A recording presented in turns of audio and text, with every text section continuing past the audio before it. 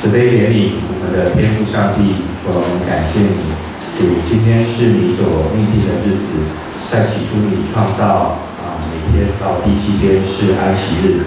主，我们在安息日当中来到你的面前要在学习一个安息的时刻。主知道过去在一个礼拜当中，我们的身体、我们的心理其实在面临去遇到去处理许多的事情。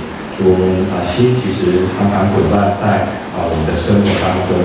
主啊，求你再次进到我们弟兄姐妹的心中来成为我们的帮助，来让我们在安息日的时候，主，我们真的是全心在你的怀中安息，来敬拜赞美你。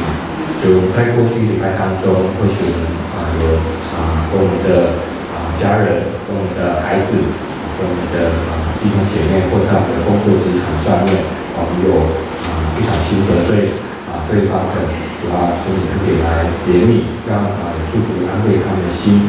我们不够去爱人的，主啊，求你也保守我们，让我们能够重新有这样的爱来爱别人。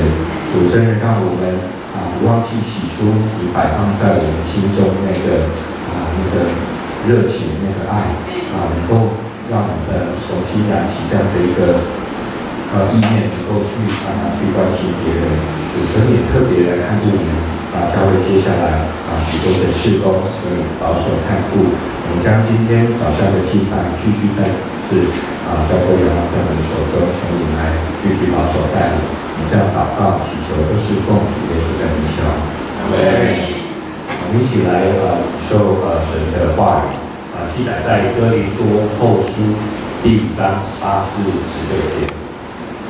我们一起来看第18节，我们一起来念神的话语。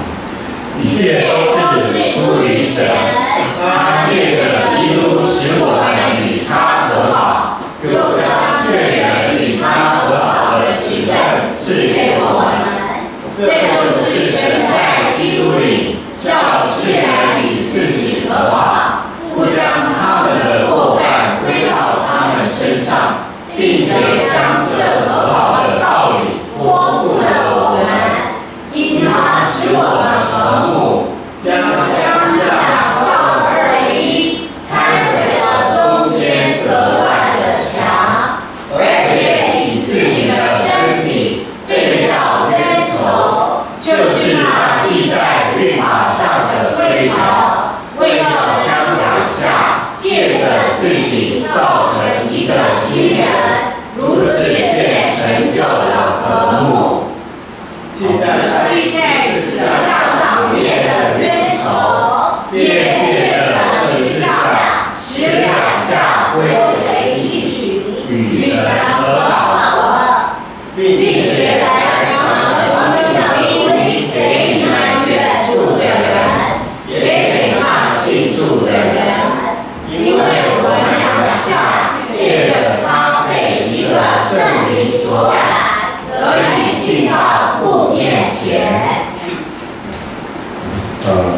我们接下来请主日学的小朋友可以到楼上预备那接下来是正道，我们请教会的牧师为我们进行今天的是见证耶稣，见证耶稣。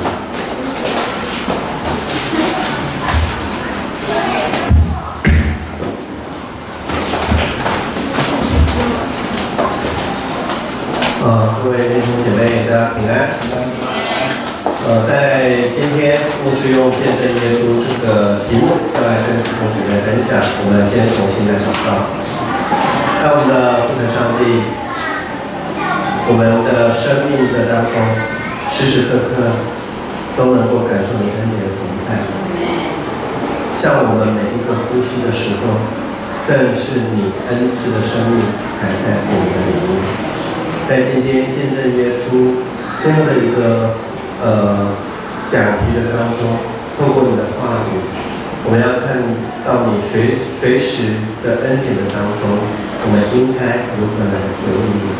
在我们当中，我们求你开我们的心，开我们的眼，开我们的耳，将你的话语深深的刻在我们的心坎，并且将它行出来。谢谢你，祷告奉耶稣基督圣名，阿们。我不知道大家记不记得上个礼拜天那个牧师都在前言的地方会放一句话。上个礼拜天牧师放的一句话，我不知道弟兄姐妹还记不记得？听到的时候可能心里会有一点被刺到的感觉。上个礼拜放的话是在第7页写着：经历又真又活的恩典，若不能带来服侍的生活，这不就是假冒伪善的人吗？这是上个礼拜在前言的时候牧师所说的。如果一个基督徒，你说你是一个，你所信仰的是一个又真又活的神，而且给你的生命中带来诸般的恩典，但你却没有一个服侍的生活，其实这就是假冒伪善，这就是在神的面前，其实没有在神的面前用行动来回应他的爱。那在今天见证耶稣的这个主题里面，那牧师在引言的部分一样有一句话让我们来思考。我们来看，传福音应该是已经得救的神的儿女在生活中当行的事。还有什么比夸耀耶稣、讲述他的作为、带领人到神的面前更有价值、更美好的事呢？传福音就是见证耶稣。弟兄姐妹，我们想想，我们跟我们家里的人，跟一些未信者，我们不要说未信者，我们一些基督徒在谈论很多事情的时候，我们在谈论什么内容？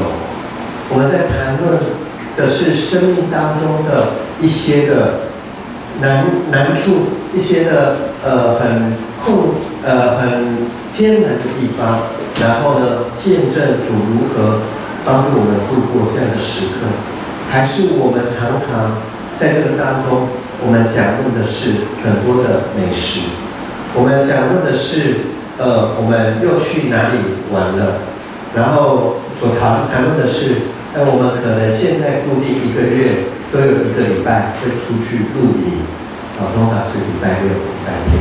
我们所谈论的是谁谁谁最近家里有装潢，或谁谁谁最近做了什么投资之后，我们不会忘记加上一句话：感谢主，感谢主。可是95%、98%的内容，我们有谈论到我们灵性的生命，我们有来谈论到我们信仰的状况吗？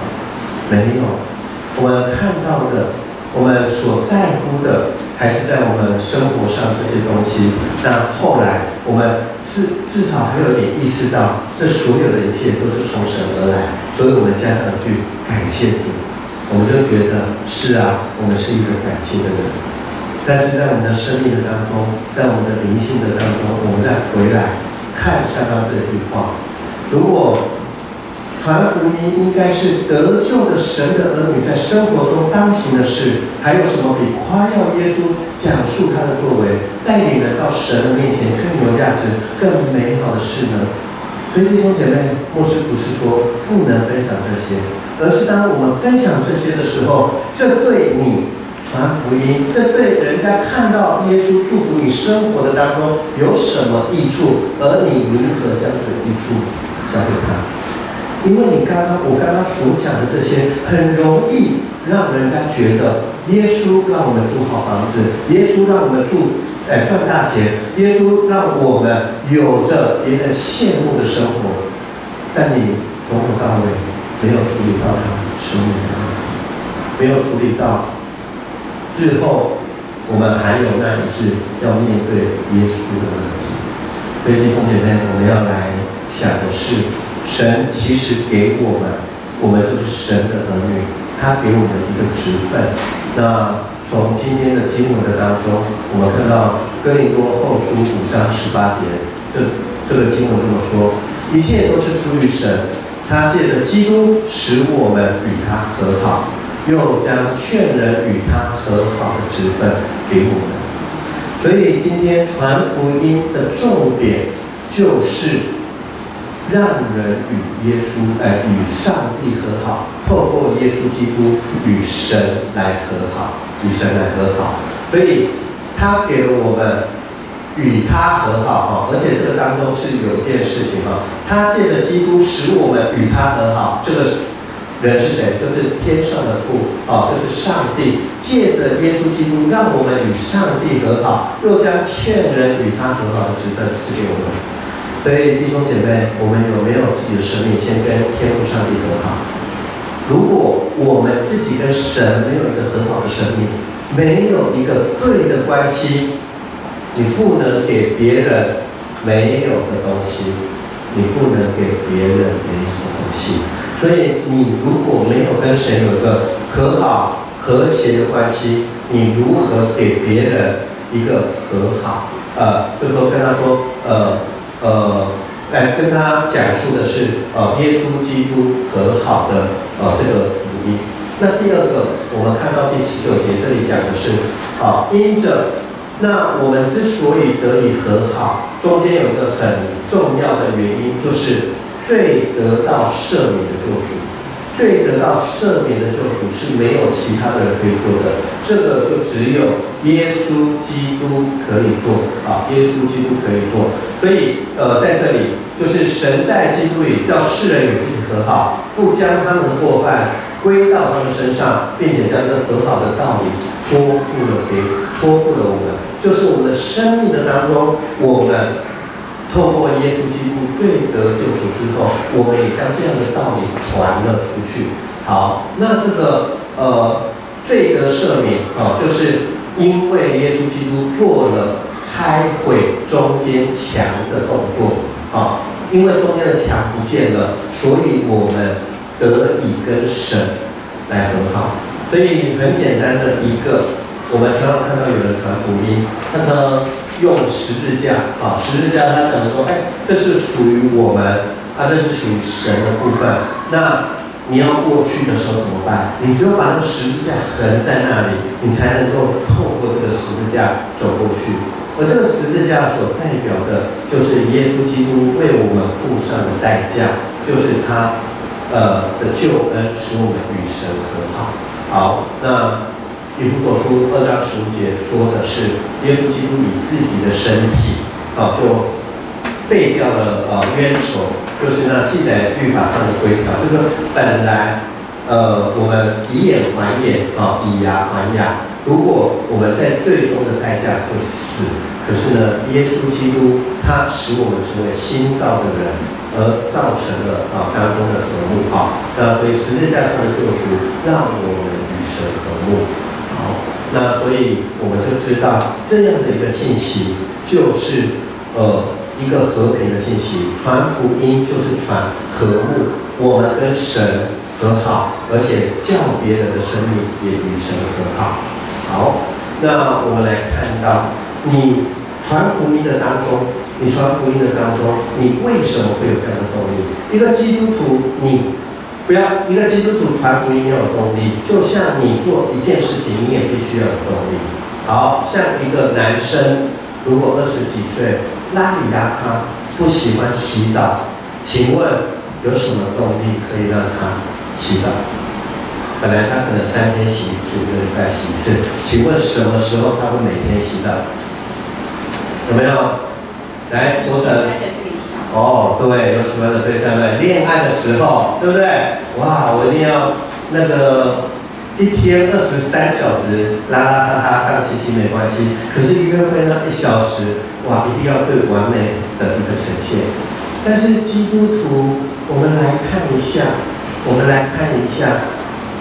我们面对的，我们重生得救的人，我们所面对的是什么？失丧的灵魂。一般来讲，我们说的失丧的灵魂，我们面对这些灵魂的时候，我们有什么动力要去传福音？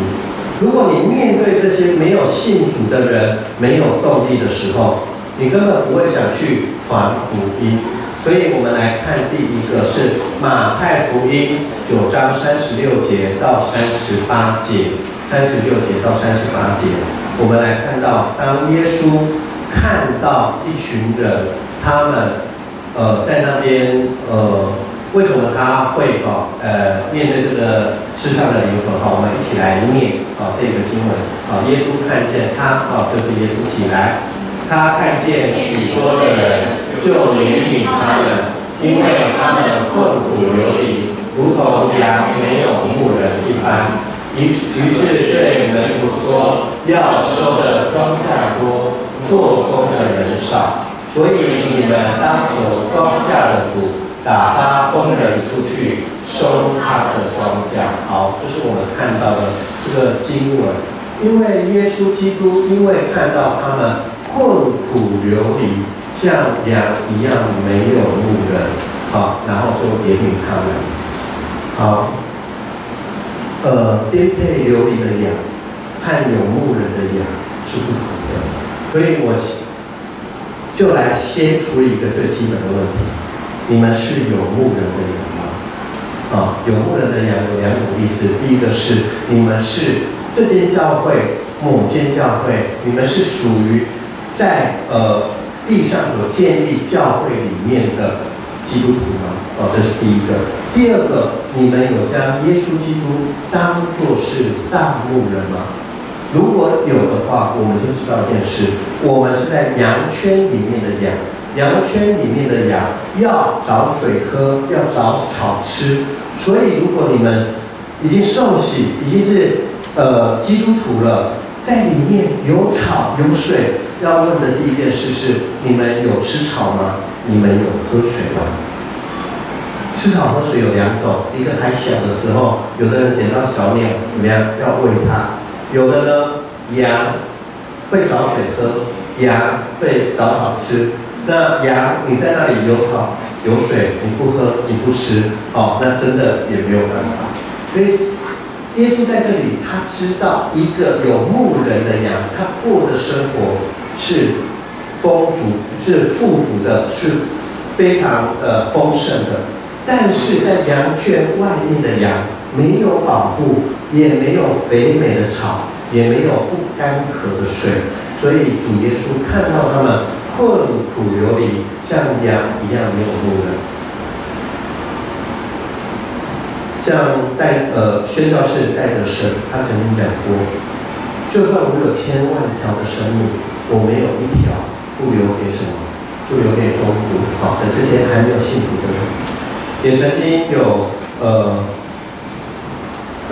穆迪他在那个打开的时候，他问他的朋友说：“你看到下面，你看到了什么？”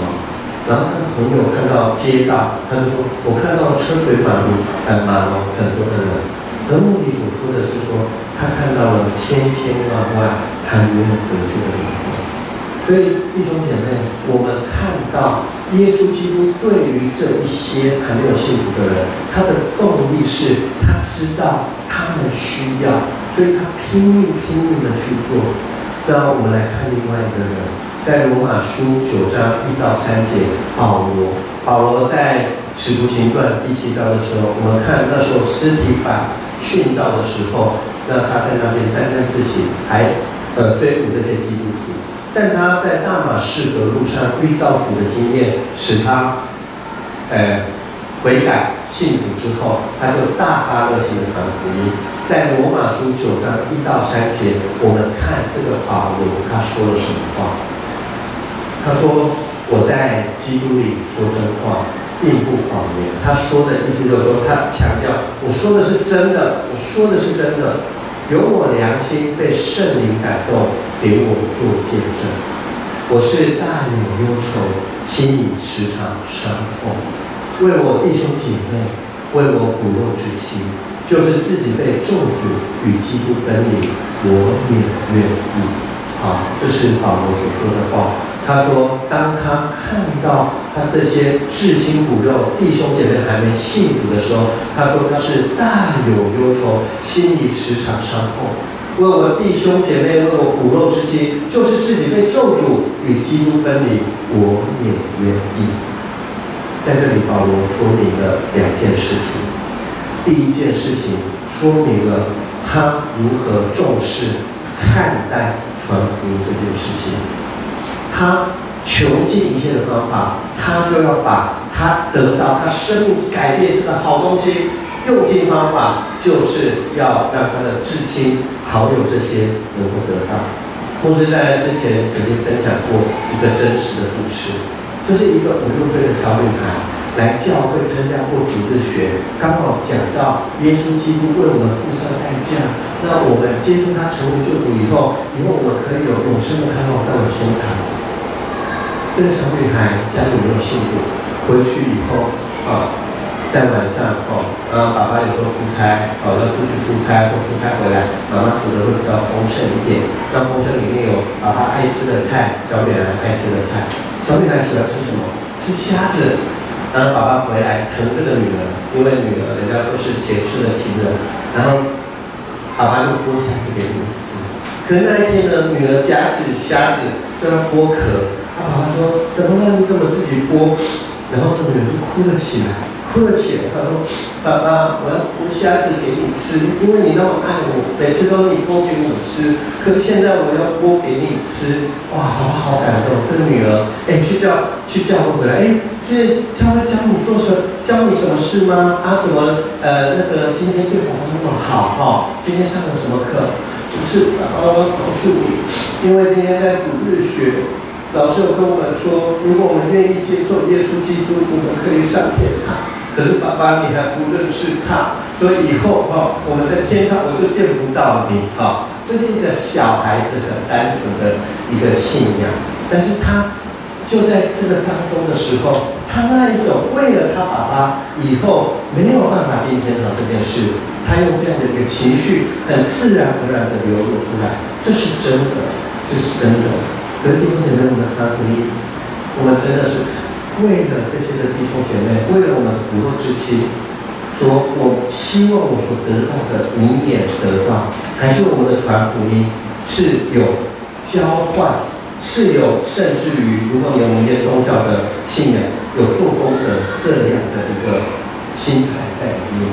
但是在这里，保罗第一个见证的是他非常的着急，付上任何代价都可以。那后面我们不能理解的，或许是这句话：什么叫做就是自己被咒诅与基督分离，我也愿意。原来在他的信仰到这个时候，罗马书有人说是保罗的系统神学。什么叫系统神学？系统神学的意思就是他把他过去的思想做一个整理之后，把它重点摘要。所以在这个过程当中，保罗的这个整个思想是很有系统。那罗马书有人说是保罗的基督论，就是他把耶稣基督的救恩有很多的方面都整理得非常的详细。所以这时候可以说是保罗他在信仰上非常成熟的时候。可是这里我们不懂的是，你不是所做的一切是要让自己得到永生吗？为什么这里写的是自己被咒诅与基督分离，我也愿意？有一个人其实做过跟保罗一样的事是谁？其实就是耶稣基督。耶稣基督他舍弃天上的宝座，他必须经历过死亡，他必须付上代价，背负了罪的代价乃是死。但是耶稣基督为了我们，他愿意这样做。如果我们在座的这些的青少年朋友没有看过C.S. 路易斯他的小说所翻的《纳尼亚传奇》里面的第一次这个狮子，他在那个石桌上他为了要救那个是爱德华嘛。就是说他被女巫变成他们阵营的，他把他救回来的时候，我忘记是爱德华彼得，然后他要做什么事？他必须要付上代价，在那个石盘上死掉，在那个石桌上死掉。可是死掉之后呢，原来这个石桌上的对背叛者的处罚，那样的一个咒诅就被打破了。所以耶稣基督一样，他打破了这个咒诅。打破了这个咒诅，所以保罗在这里所说的话是，他完全了解到他信仰里面最深层的这个部分，就是没有人没有在为朋友死而更大的这件事情，他愿意付上一切的代价。在古今中外以前到现在，我们曾经听过很多一样的故事。什么样的故事？就是在一些危难的时刻的时候，有些基督徒他做了义举，他把他可以活下来的机会让给了别人。那在比较悲壮的是古罗马时代，那时候初期的教会，尼禄王在迫害基督徒的时候，抓了很多的基督徒，也因为征服国家，其他国家抓了很多的奴隶。那在这个当中的时候，会叫基督徒和这些奴隶跟在罗马竞技场跟野兽打架。那打架的过程当中，还是用3个字感谢主，基督徒往往是获胜的。然后说2头狮子，你怎么还可以打赢他？基督徒就是打赢。可是等到基督徒跟其他国家非基督徒在战斗的时候，这些基督徒往往他把剑一丢，然后他不愿意让自己的生命活下来，是因为他要活下来，必须那个人要死。但是他祝福他，因为这个基督徒说：“我已经得到永生，我也希望有机会认识耶稣。”所以这一种的比赛是罗马竞技场那些罗马公民最不喜欢看到的，因为没有任何的打斗。因为基督徒看到非基督徒器械投降，其实不是器械投降，乃是愿意为这些失丧的灵魂付上最大的代价，就连生命也愿意。所以这是保罗所做的2个见证。好，所以我们看到，面对失丧灵魂的时候，弟兄姐妹，我们有没有看到他们生命当中真正的需要、真正的缺乏的地方？但是重点是，如果你不是一个有喝不渴的水，有吃饱，在里面有吃那些草，被主所喂养饱的人，你会觉得你是缺乏的，你是缺乏的。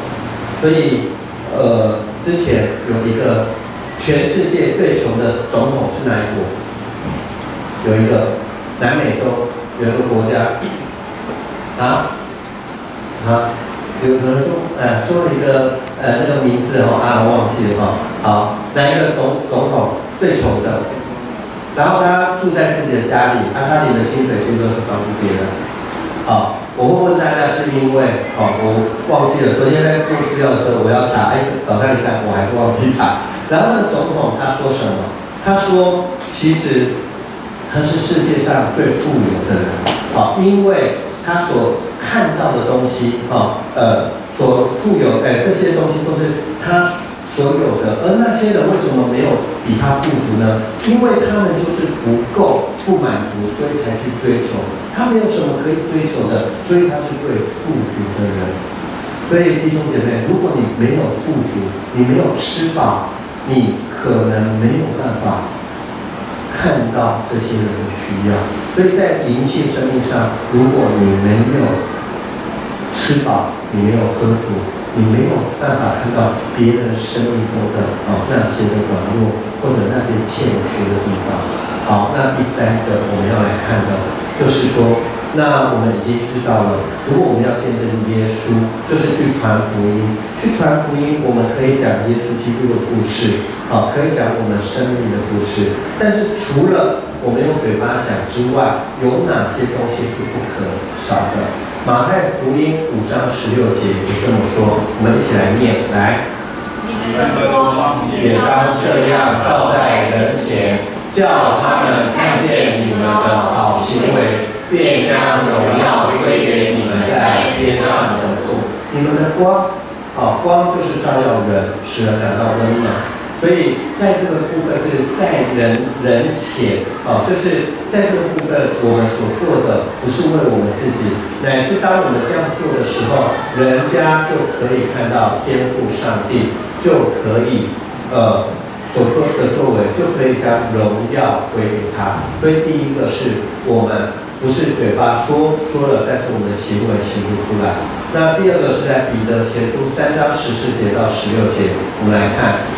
你们就是为义受苦，就是有福的。不要怕人的威吓，也不要惊慌，只要心里尊主基督为圣。有人问你们心中盼望的缘由，就在任何事上被毁谤，就在任何事上可以叫那诬赖你们在基督里有好品性的人自觉羞愧。所以在这个当中，我们用比较把这一大段的话，我们把它稍微浓缩一下，就说我们不要怕威吓，我们不惊慌，心里要尊主为大，常常做准备，以温柔敬畏的心回答众人自己心里盼望的缘由，并且存着无罪的良心。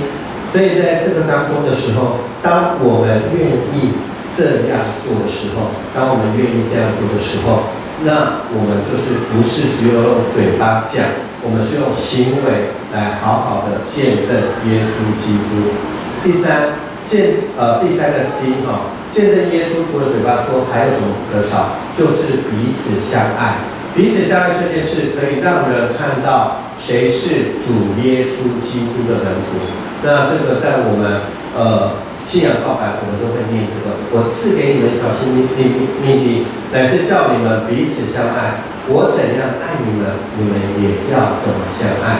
你们若有彼此相爱的心，众人因此就认出你们是我的门徒了。所以在这边，就是我们除了用嘴巴来讲福音的时候，在今天所准备的信息的里面，提醒我们要有好的行为，主要是让天父上帝得荣耀。那我们要随时做好准备，并且来回答别人我们心中盼望的缘由。还有第三个，要彼此相爱，来见证我们是主耶稣的门徒。最后有几个问题要问大家。第一个是，我们有没有独占福音？什么叫做独占福音？后面牧师有说没有过开。独占福音的意思就是跟我们刚刚说的动力有关系。如果你已经在生命的当中知道这是神的祝福，也享受这些丰盛的生命的时候，你却没有传出去，这就是独占福音。这就是你让祝福到你这里为止，就是你收到上帝很多的礼物，你的生命当中也感受到了，但是耶稣基督在复活升天的时候，交代众门徒，交代我们说：你们往普天下去，做什么？传福音，奉父子圣灵的名，给人施洗，使他们做我的门徒，做我的学生。所以，一个基督徒的生命，只有享受永生盼望，只有在这个当中看到神的祝福，而不传福音，就是没有拨开。拨开是什么意思？当耶稣基督设立最后晚餐的时候，他把饼拨开，说：“这是我的身体，为你舍的。”所以基督徒们传福音没有容易的，没有不付上代价的，没有不牺牲的。如果你不愿意拨开，你不愿意分享，那是假的。德瑞莎修女很有名的一句话：“爱直到成伤。”牧师讲过，我不敢说 N 遍，但是从这几年来，我讲了可能快第10次。什么叫爱直到成伤？德瑞莎修女的意思是说，如果你给出去的东西一点都不会痛，那个东西叫施舍，叫做同情。但是你给出去的东西是你心爱的，你不舍的，你愿意给出去的时候，这是你真爱的。但你为谁？你为耶稣基督所献上。所以德瑞莎修女有一次很痛苦的时候，很痛苦的时候，她不是埋怨上帝。她有没有埋怨过上帝？有一本书叫做《来做我的光》，这本书很厚。德瑞莎修女很多从来没有被公开的信件，她跟她的主教就是她的牧养她的神父的一个信件里面，有人那个标题做得很耸动，他说德瑞莎修女的黑暗面。那黑暗面有很多见不得人吗？不是，是这些信件里面看到德瑞莎修女经过很多很艰难的时刻，她如何真实的求这个神父让他祷告，或者他心里对上帝有什么埋怨，可以真实的写出来。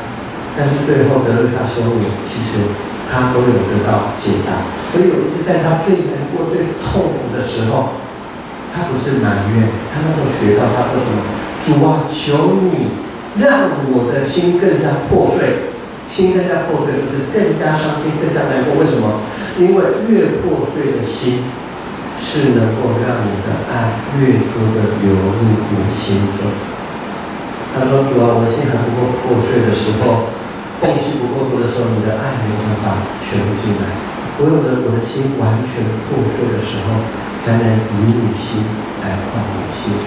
所以，我们有没有拨开？拨开。如果我们是觉得这是我们自己的是不在的，我们会心存难悦。但如果我们知道这是神的旨意，这从神而来，是我们的使命，我们会知道一件事：虽然我们痛，但知道这是为耶稣所舍的，而耶稣以他自己代替，是我们最大的福分。第二个，我们有没有学耶稣基督怜悯的心？这个怜悯的心就是刚刚有讲了这个怜悯的心是，你有没有看，有没有你的心里是充满耶稣基督的爱，还是这个世界现在有两个答案，一个是耶稣基督的爱，一个是这个世界的冷漠。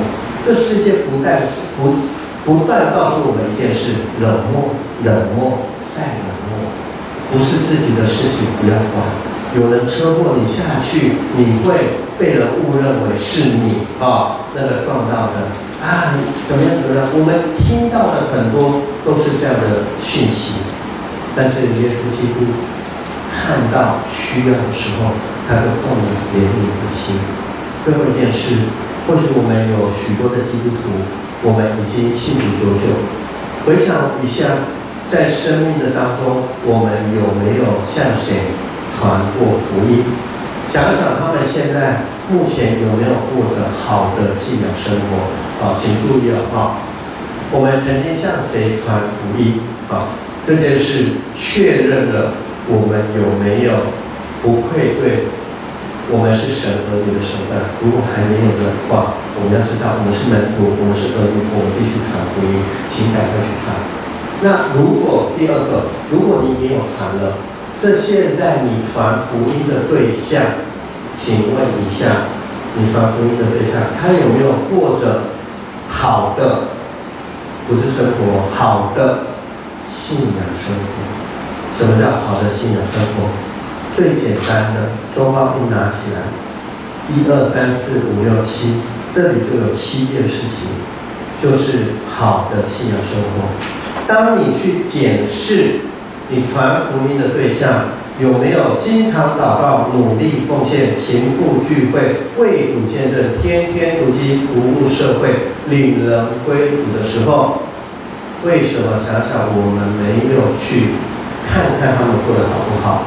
一个很大的原因是我们自己在这些事情上面有没有如此的做。当你没有的时候，你自然不敢去提醒别人，去检视他们。如果你已经做了，你检视到他的生命并没有圣经所说的用爱心说诚实话，我们就努力的求神给我们智慧和勇气，让我们像这一个我们带他信主的，继续来陪伴建造他的生命。如果你有这样做了，但是他还是不听，好吧？或许我们再讲下去，好像他也是不听，那你还可以做件事，不断为他祷告，不断的祷告说：主，我希望这个在我生命当中，你赐给我从我生命里面结出的果子，愿这个果子健康，常常为他祷告，而不是常常为他来埋怨神。最后，我用一个目的我刚才讲到一个目的，他是牧师，他也是神学家。讲到传福音这件事，他有以下很短的一小段话，他这么说：神有众多的儿女，然而他们都是哑巴，这实在可悲，但这却是事实。